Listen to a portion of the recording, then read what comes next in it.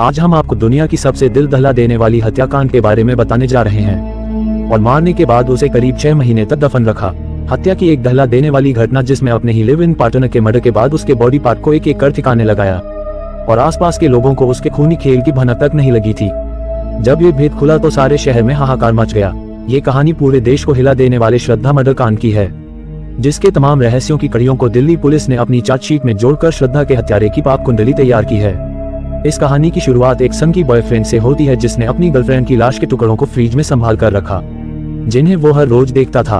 उसके बाद एक एक कर चुपके से उन्हें ठिकाने लगाता था, जिसे सुझाने में दिल्ली पुलिस के भी पसीने छूट गए थे।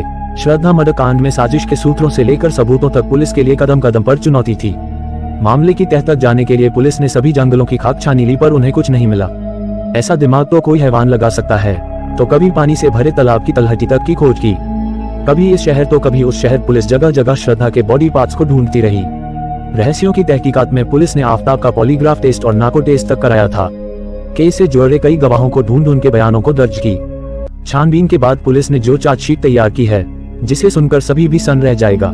6629 पन्नों की चार्जशीट में श्रद्धा के कत्ल के आरोपी आफ्ताब के खूनी खेल की पूरी कहानी दर्ज की गई है। चार्जशीट में 150 गवाहों के बयान भी दर्ज किए गए हैं।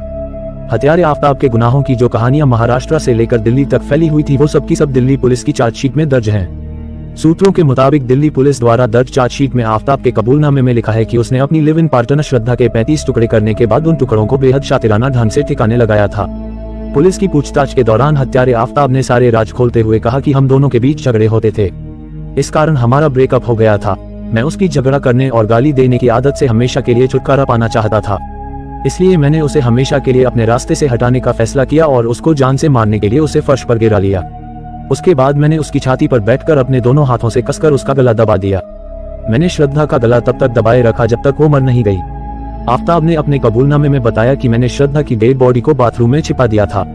फिर मैंने उसकी डेड बॉडी को डिस्पोज करने के लिए उसकी लाश के छोटे छोटे टुकड़े करके किसी बड़े ब्रीफकेस में डालकर कहीं फेंक आने की प्लानिंग की थी। उसी प्लानिंग के तहत मैंने छतरपुर पहाड़ी के 60 फुटा रोड से एक हार्डवेयर की दुकान से एक हैमर, एक आरी और उसकी 3 ब्लेड खरीदी थी। 20 मई 2022 को मैंने डेड बॉडी को काटकर डिस्पोज करने के लिए प्लानिंग के तहत मैंने मेहरौली मार्केट से लाल रंग का एक बड़ा ब्रीफकेस भी खरीदा था। प्लानिंग के तहत मैंने लाश के टुकड़ों को जंगल में अलग अलग जगह पर फेंका था। इतना ही नहीं, श्रद्धा की लाश के टुकड़ों को ठिकाने लगाने की मंशा से मैंने लाश के टुकड़ों को पेट्रोल से जलाया और कई को सड़क पर फेंका था। आफ्ताब ने बताया कि मुझे डर था कि श्रद्धा के सिर और दोनों बाजुओं से उसकी पहचान हो सकती थी, इसलिए मैंने लाश के वो तमाम टुकड़े अपने पास फ्रीजर में रखे हुए थे।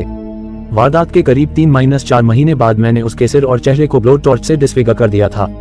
उन टुकड़ों को भी मैंने छतरपुर एनक्लेव के जंगल में फेंक दिया था और उसके बाल और कपड़ों को 60 फुटा रोड के कोने पर रखे बड़े बड़े डस्टबिन में डाल दिया था।